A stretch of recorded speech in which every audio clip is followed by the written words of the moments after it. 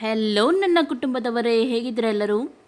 ಇವತ್ತು ನಾನು ಸಿಂಪಲ್ಲಾಗಿ ರವೆ ದೋಸೆಯನ್ನು ತೋರಿಸ್ತಾ ಇದ್ದೀನಿ. ಕ್ರಿಸ್ಪಿ ರವೆ ದೋಸೆ ಅಂತ ಹೇಳ್ತೀವಿ ಹೋಟೆಲ್ ಸ್ಟೈಲಲ್ಲಿ. ಹೋಟೆಲಲ್ಲಿ ಇದೇ ರೀತಿ ಮಾಡೋದು ಹಾಗೂ ಮನೆಯಲ್ಲಿ ನಾನು ತುಂಬ ಸಲ ಇದನ್ನು ಟ್ರೈ ಮಾಡಿದ್ದೀನಿ. ಎಲ್ಲರಿಗೂ ತುಂಬ ಇಷ್ಟ ಹಾಗೂ ತುಂಬ ಈಸಿ ಕೂಡ ಉಂಟು. ಬೇಗನೆ ಆಗುತ್ತೆ ಇದು. ಅರ್ಜೆಂಟಲ್ಲಿ ಬೆಳಿಗ್ಗೆ ಬ್ರೇಕ್ಫಾಸ್ಟ್ ಇಲ್ಲದ್ರೆ ಬೇಗನೆ ಇದನ್ನು ನಾವು ರೆಡಿ ಮಾಡ್ಬೋದು. ರವೆಯಿಂದ ಮಾಡೋದ್ರಿಂದ ತುಂಬ ಟೇಸ್ಟಿಯಾಗಿ ಕೂಡ ಇರುತ್ತೆ ಹಾಗೂ ಕ್ರಿಸ್ಪಿಯಾಗಿ ಕೂಡ ಇರುತ್ತೆ. ಬಿಸಿ ಬಿಸಿಯಾಗಿ ಚಟ್ನಿ ಒಟ್ಟಿಗೆ, ಸಾರೊಟ್ಟಿಗೆ, ಯಾವುದರೊಟ್ಟಿಗೆ ಕೂಡ ನೀವು ತಿನ್ಬೋದು. ಇದನ್ನು ತುಂಬ ಚೆನ್ನಾಗಾಗುತ್ತೆ. ಓಕೆ, ಖಂಡಿತವಾಗ್ಲೂ ನಿಮಗೆ ಇಷ್ಟ ಆಗ್ಬೋದು. ಇದು ಯಾವ ರೀತಿ ಮಾಡೋದಂತ ಹೇಳಿ ಇವಾಗ ನಾನು ಕರೆಕ್ಟಾಗಿ ಹೇಳ್ಕೊಡ್ತಾ ಇದ್ದೀನಿ. ಬನ್ನಿ ಇವಾಗ ಸ್ಟಾರ್ಟ್ ಮಾಡೋಣ.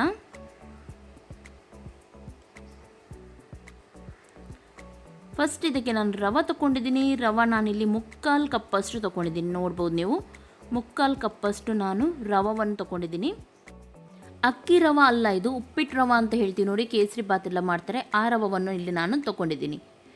ಅಷ್ಟೇ ಕಪ್, ಎಷ್ಟು ನಾನು ರವೆ ತೊಗೊಂಡೆ ಅಷ್ಟೇ ಕಪ್ಪಿಲಿ ಅಕ್ಕಿ ಹಿಟ್ಟು ಉಂಟು ನೋಡಿ, ಅಕ್ಕಿ ಹಿಟ್ಟನ್ನು ನಾನು ಯೂಸ್ ಮಾಡ್ತಾಯಿದ್ದೀನಿ. ಆಮೇಲೆ ಸ್ವಲ್ಪ ನಾನಿಲ್ಲಿ ಮೈದಾವನ್ನು ಯೂಸ್ ಮಾಡಿದ್ದೀನಿ. 1-2 ದೊಡ್ಡ ಸ್ಪೂನಷ್ಟು, ಸ್ವಲ್ಪ ಸಾಕು ಮೈದಾ. ಸಣ್ಣ ಕಪ್ಪು ನೋಡ್ತಾ ಇದ್ದೀರಲ್ಲ, ಅದರಲ್ಲಿ 3/4 ಕಪ್ಪಷ್ಟು ತೊಗೊಂಡಿದ್ದೀನಿ ನಾನು. ಆಮೇಲೆ ಇದಕ್ಕೆ ಸ್ವಲ್ಪ ನಾನಿಲ್ಲಿ 2 ಹಸಿಮೆಣಸನ್ನು ಸಣ್ಣದಾಗಿ ಕಟ್ ಮಾಡಿ ಹಾಕಿದ್ದೀನಿ. ನಿಮಗೆ ಖಾರ ಸ್ವಲ್ಪ ಕಮ್ಮಿ ಆದರೆ ಸ್ವಲ್ಪ ಕಮ್ಮಿ ಹಾಕ್ಬೋದು. ಆಮೇಲೆ ಸ್ವಲ್ಪ ಶುಂಠಿಯನ್ನು ಕಟ್ ಮಾಡಿದ್ದೀನಿ. ಆಮೇಲೆ ಸ್ವಲ್ಪ ಕೊತ್ತಂಬರಿ ಸೊಪ್ಪನ್ನು ಕಟ್ ಮಾಡಿ ಇದಕ್ಕೆ ಹಾಕಿದ್ದೀನಿ. ಆಮೇಲೆ ಇವಾಗ ನಾವು ಸ್ವಲ್ಪ ರುಚಿಗೆ ತಕ್ಕಷ್ಟು ಉಪ್ಪನ್ನು ಹಾಕೋಣ. ಆಮೇಲೆ ನಾನಿಲ್ಲಿ ಸ್ವಲ್ಪ ಇದಕ್ಕೆ ಅರಿಶಿನ ಪೌಡ್ರ್ ಹಾಕ್ತಿದ್ದೀನಿ, ಸ್ವಲ್ಪ ಕಲರ್ ಬರಲಿಕ್ಕೋಸ್ಕರ. ಆಪ್ಷನಲ್ಲಿದು, ನೀವು ಬೇಕಿದ್ದರೆ ಹಾಕ್ಬೋದು. ಆಮೇಲೆ ಸ್ವಲ್ಪ ಜೀರಿಗೆಯನ್ನು ಹಾಕ್ತಾ ಇದ್ದೀನಿ. ಓಕೆ, ಇವಾಗ ಇದಕ್ಕೆ ಸ್ವಲ್ಪನೇ ನೀರು ಹಾಕಿ ಚೆನ್ನಾಗಿ ಮಿಕ್ಸ್ ಮಾಡೋಣ. ಈ ರೀತಿ ಸ್ವಲ್ಪ ನೀರು ಹಾಕಿ ಮಿಕ್ಸ್ ಮಾಡೋಣ. ಇದನ್ನು ನಾವು ತುಂಬ ತೆಳು ಮಾಡಲಿಕ್ಕುಂಟು,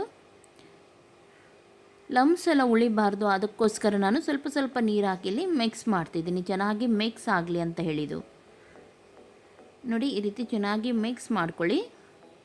ಆಮೇಲೆ ಬೇಕಾದಷ್ಟು ನೀರು ಹಾಕಿ. ನಾನು ನಿಮಗೆ ತೋರಿಸ್ತೀನಿ ಎಷ್ಟು ಹದ ಬೇಕು ಅಂತ ಹೇಳಿದ್ದು. ನೋಡಿ, ನೀರು ಹಾಕ್ತಾ ಇದ್ದೀನಿ ನಾನು, ಯಾಕೆಂದರೆ ಇವಾಗ ನಾವು ಇದಕ್ಕೆ ರವೆ ಹಾಕಿದ್ದೀವಿ. ರವೆ ಕೂಡ ನೀರು ಎಳೆಯುತ್ತೆ. ನೀರು ಎಳೆಯೋಕ್ಕೋಸ್ಕರ ನಾವು ಇದನ್ನು 5 ನಿಮಿಷ ಹಾಗೆ ಬಿಡಲಿಕ್ಕುಂಟು. ಹಾಗಾಗಿ ನೋಡಿ, ಇಷ್ಟು ಇವಾಗ ತೆಳು ಮಾಡಿದರೆ ಸಾಕು. ಆಮೇಲೆ ರವೆ ಎಷ್ಟು ನೀರು ಎಳೆಯುತ್ತೆ, ಆವಾಗ ದಪ್ಪ ಆದರೆ ಆಮೇಲೆ ಸ್ವಲ್ಪ ನೀರನ್ನು ನಾವು ಆ್ಯಡ್ ಮಾಡೋಣ. ಇವಾಗ ಇದನ್ನೊಂದು 2-5 ನಿಮಿಷವರೆಗೂ ಹಾಗೆ ಬಿಡೋಣ. ಅಷ್ಟು ತನಕ ನಾವು ಚಟ್ನಿಗೆ ರೆಡಿ ಮಾಡೋಣ. ಚಟ್ನಿಗೆ ನಾನಿಲ್ಲಿ ಸ್ವಲ್ಪ ಹಸಿಮೆಣಸು, ಸ್ವಲ್ಪ ಪುದೀನ, ಸಣ್ಣ ತುಂಡು ಹುಳಿ ಸ್ವಲ್ಪ, ಆಮೇಲೆ ಸ್ವಲ್ಪ ಕೊತ್ತಂಬರಿ, ಆಮೇಲೆ ಇಲ್ಲಿ ಪುಟಾಣಿ ಕಡಲೆ ಅಂತ ಹೇಳ್ತೀವಿ ನೋಡಿ, ಅದನ್ನು ತೊಗೊಂಡಿದ್ದೀನಿ. ಹುರ್ಗಡ್ಲೆ ಅಂತ ಹೇಳ್ತೀವಿ ನೋಡಿ ಅದನ್ನು. ಆಮೇಲೆ 1 ಕಪ್ಪಷ್ಟು ಕಾಯಿ ತುರಿ, ಆಮೇಲೆ ರುಚಿಗೆ ತಕ್ಕಷ್ಟು ಉಪ್ಪು. ಇದನ್ನೆಲ್ಲ ಗ್ರೈಂಡ್ ಮಾಡೋಣ. ನೋಡಿ, ಈ ರೀತಿ ನಿಮಗೆ ತೆಳು ಬೇಕಿದ್ರೆ ತೆಳುವಾಗಿ ಇಡ್ಬೋದು ನೀವು. ಓಕೆ, ಇವಾಗ 5 ನಿಮಿಷ ಆಗಿದೆ. ನೋಡಿ, ದಪ್ಪ ಆಗಿದೆ ನಮ್ಮ ರವೆ, ಚೆನ್ನಾಗಿ ನೀರೆಲ್ಲ ಎಳೆದಿದೆ. ಇವಾಗ ನೋಡ್ಬೋದು ನೀವು. ಇವಾಗ ಇದಕ್ಕೆ ಇನ್ನೂ ಕೂಡ ನೀರು ಬೇಕು, ತುಂಬ ತೆಳು ಮಾಡಲಿಕ್ಕೆ ಉಂಟಿದ್ದು ನಾವು.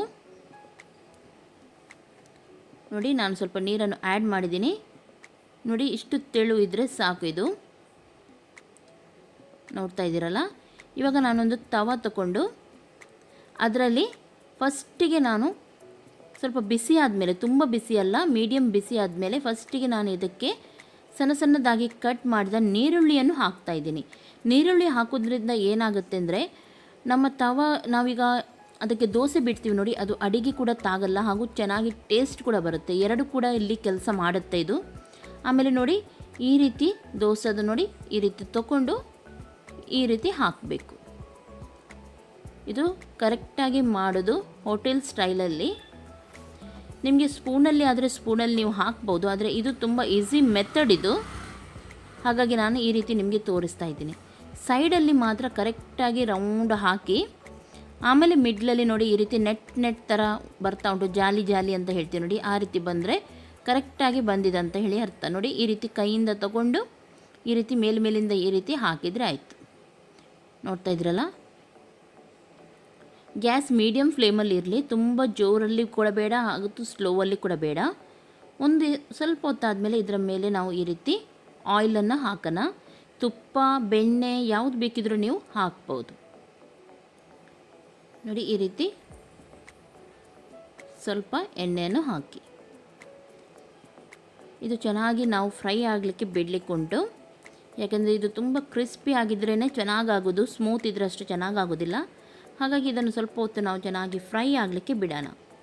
ಮುಚ್ಚಿಡುವ ಅಗತ್ಯ ಏನಿಲ್ಲ ಇಲ್ಲಿ, ಬೇಕಿದ್ದರೆ ನೀವು ಮುಚ್ಚಿ ಇಡ್ಬೋದು. ಮುಚ್ಚಿಟ್ರೆ ಸ್ವಲ್ಪ ಸ್ಮೂತ್ ಆಗುತ್ತೆ, ಹಾಗಾಗಿ ಮುಚ್ಚಿ ಇಡೋದು ಬೇಡ. ಒಳ್ಳೆ ರೀತಿಯಲ್ಲಿ ನೋಡಿ, ಈ ರೀತಿ ಕೆಂಪಾದಾಗ ಇದನ್ನು ತೆಗಿಬೇಕು ನಾವು. ತುಂಬ ಈಸಿಯಲ್ಲಿ ಬರುತ್ತೆ, ಏನು ಟೆನ್ಷನ್ ಮಾಡಬೇಕಂತ ಇಲ್ಲ, ತುಂಬ ಈಸಿಯಲ್ಲಿ ಬರುತ್ತೆ. ಆದರೆ ಚೆನ್ನಾಗಿ ಫ್ರೈ ಆಗಬೇಕು, ಆವಾಗಲೇ. ನೋಡಿ ಎಷ್ಟು ಚೆನ್ನಾಗಿ ಬಂದಿದೆ ನೋಡಿ. ಇದೇ ರೀತಿ ಬರುತ್ತೆ. ಇದರಲ್ಲಿ ಹಾಕಿದ ನೀರುಳ್ಳಿ ಎಲ್ಲ ಚೆನ್ನಾಗಿ ಫ್ರೈ ಆಗಿ ಕೆಂಪಾಗಿ ತಿನ್ನಲಿಕ್ಕೆ ತುಂಬ ಸೂಪರಾಗಿರುತ್ತೆ. ಹಾಗೂ ಬಿಸಿ ಬಿಸಿ ಇರುವಾಗಲೇ ಮಾಡ್ತಾನೆ ಇದನ್ನು ತಿನ್ನಬೇಕು, ಆವಾಗ ಇನ್ನೂ ಕ್ರಿಸ್ಪಿಯಾಗಿ ಚೆನ್ನಾಗಿರುತ್ತೆ. ನೋಡ್ತಾ ಇದ್ದೀರಲ್ಲ, ತುಂಬ ಈಸಿ ಉಂಟಿದು. ಇನ್ನೊಮ್ಮೆ ಬೇಕಿದ್ರೆ ಮಾಡೋಣ ಅದೇ ರೀತಿ. ನೋಡಿ, ಫಸ್ಟಿಗೆ ನಾನಿಲ್ಲಿ ನೀರುಳ್ಳಿಯನ್ನು ಹಾಕ್ತಾಯಿದ್ದೀನಿ. ನೀರುಳ್ಳಿ ಹಾಕೋದ್ರಿಂದ ಯಾವುದೇ ನೀವು ತವದಲ್ಲಿ ಮಾಡಿದರೂ ಅದು ನಾನ್ ಸ್ಟಿಕ್ ತವದಾಗಿ ಕೆಲಸ ಮಾಡುತ್ತೆ. ನಿಮ್ಮ ದೋಸೆ ಹಾಕ್ತೀವಿ ನೋಡಿ, ಅದು ಅಡಿಗೆ ತಾಗಲು ಬಿಡೋದಿಲ್ಲ, ಬೇಗನೆ ಏಳುತ್ತೆ. ಆಮೇಲೆ ನೋಡಿ, ಈ ರೀತಿ ಫಸ್ಟಿಗೆ ರೌಂಡ್ ಕರೆಕ್ಟಾಗಿ ಬರಬೇಕು. ರೌಂಡ್ ಹಾಕಿ ಕರೆಕ್ಟಾಗಿ ಹಾಕಿ. ರೌಂಡ್ ನೀವು ಬಿಟ್ಟು ಹಾಕಿದರೆ ಮತ್ತೆ ತೆಗೆಯುವಾಗ ಸ್ವಲ್ಪ ಕಷ್ಟ ಆಗುತ್ತೆ. ಹಾಗಾಗಿ ರೌಂಡಲ್ಲಿ ಕರೆಕ್ಟಾಗಿ ಹಾಕಿ, ಮಧ್ಯದಲ್ಲಿ ಮತ್ತೆ ನೋಡಿ ಈ ರೀತಿ ನೀವು ಹಾಕಿದರೆ ಸಾಕು.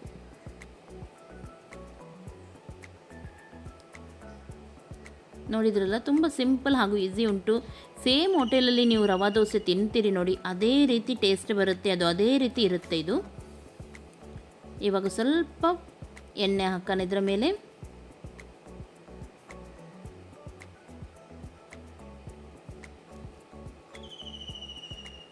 ಸ್ವಲ್ಪ ಹೊತ್ತು ಫ್ರೈ ಆದಮೇಲೆ ನೋಡಿ, ಈ ರೀತಿ ಕೆಂಪಾದಮೇಲೆ ಇದನ್ನು ತೆಗಿಬೇಕು. ಈಸಿಯಲ್ಲಿ ಬರುತ್ತೆ ನೋಡಿ, ಈಸಿಯಲ್ಲಿ ಇದು ಬರುತ್ತೆ. ಓಕೆ, ಇದೇ ರೀತಿ ನಾನು ಎಲ್ಲವನ್ನು ಮಾಡಿ ಇಟ್ಟಿದ್ದೀನಿ ನೋಡಿ. ಈ ರೀತಿ ಜಾಲಿ ಅಂತ ಹೇಳ್ತೀವಿ ನೋಡಿ, ತುಂಬ ತೆಳುವಾಗಿ ಈ ರೀತಿ ಬರಬೇಕು ದೋಸೆ. ತುಂಬ ಟೇಸ್ಟಿಯಾಗಿರುತ್ತೆ. ಚಟ್ನಿ ಒಟ್ಟಿಗೆ, ಸಾರೊಟ್ಟಿಗೆ ಅಥವಾ ಖಾಲಿ ಚಹಾ ಒಟ್ಟಿಗೆ ಕೂಡ ನಿಮಗೆ ಇದು ಖಂಡಿತ ಇಷ್ಟ ಆಗುತ್ತೆ. ಜಸ್ಟ್ ಒಮ್ಮೆ ಟ್ರೈ ಮಾಡಿ ನೋಡಿ. ಅಕ್ಕಿ ನೆನೆಸಿಡೋದು, ಅದಕ್ಕೆ ಬೇಳೆ ನೆನೆಸಿಡೋದು, ಅದನ್ನು ಕಡಿಯೋದು, ಅದನ್ನು ಉಬ್ಲಿಕ್ಕಿಡೋದು, ಇಂಥದ್ದೆಲ್ಲ ಯಾವುದೇ ಕಷ್ಟ ಇಲ್ಲ ಇದರಲ್ಲಿ. ಬೆಳಿಗ್ಗೆ ಎದ್ರಿ ಬೇಗ ರವೆ ಅದು ಇದೆಲ್ಲ ಮಿಕ್ಸ್ ಮಾಡಿದ್ರಿ, ಹಾಕಿದ್ರಿ, ಕೆಳಗಡೆ ರವೆ ಉಳಿತಾ ಬರುತ್ತೆ. ಆವಾಗ ನೀವು ಇನ್ನೂ ಸ್ವಲ್ಪ ನೀರನ್ನು ಹಾಕಿ ಇದು ದೋಸೆ ಮಾಡ್ಬೋದು. ಖಂಡಿತವಾಗ್ಲೂ ನಿಮಗೆ ಇಷ್ಟ ಆಗಿರ್ಬೋದು. ಇಷ್ಟ ಆದರೆ ಏನು ಮಾಡಬೇಕಂತ ನಿಮಗೆ ಗೊತ್ತುಂಟು, ಆದರೂ ಇನ್ನೊಮ್ಮೆ ಹೇಳ್ತಾ ಇದ್ದೀನಿ, ಪ್ಲೀಸ್ ಲೈಕ್ ಮಾಡಿ, ನಿಮ್ಮ ಫ್ರೆಂಡ್ಸ್ ಜೊತೆ ಎಲ್ಲರ ಜೊತೆ ಶೇರ್ ಮಾಡಿ. ಡೈಲಿ ಹಾಕ್ತಾ ಇರ್ತೀನಿ ನಾನು ರೆಸಿಪಿಯನ್ನು. ಹಾಗಾಗಿ ಪ್ಲೀಸ್ ಸಬ್ಸ್ಕ್ರೈಬ್ ಮಾಡಿ, ಬೆಲ್ ಬಟನನ್ನು ಒತ್ತಿಡಿ. ಆವಾಗ ನಿಮಗೆ ಡೈಲಿ ನಾನು ವಿಡಿಯೋ ಹಾಕಿದ ಕೂಡಲೇ ನೋಟಿಫಿಕೇಷನ್ ಸಿಗುತ್ತೆ. ಓಕೆ, ಟ್ರೈ ಮಾಡಿ ಆದಮೇಲೆ ನನಗೆ ಕಮೆಂಟ್ ಮಾಡಿ ಹೇಳಿ ಯಾವ ರೀತಿ ಆಗಿತ್ತಂತ ಹೇಳಿ. ಫಸ್ಟಿಗೆ ಮಾಡುವಾಗ ಸ್ವಲ್ಪ ಕಷ್ಟ ಅಂತ ಎನಿಸಿದ್ರು ನಿಮಗೆ, ಮಾಡ್ತಾನೆ ಇದ್ದರೆ ಸರಿಯಾಗಿ ಬರುತ್ತೆ ಆಮೇಲೆ.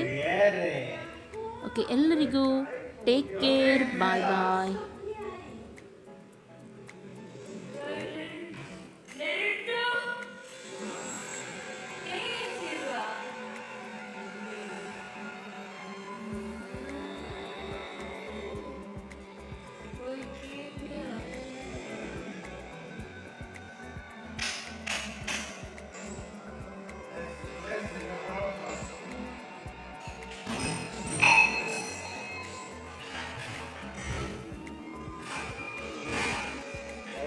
मंदिर चढ़ोगे, उसके बाद शादी की खरीदारी है।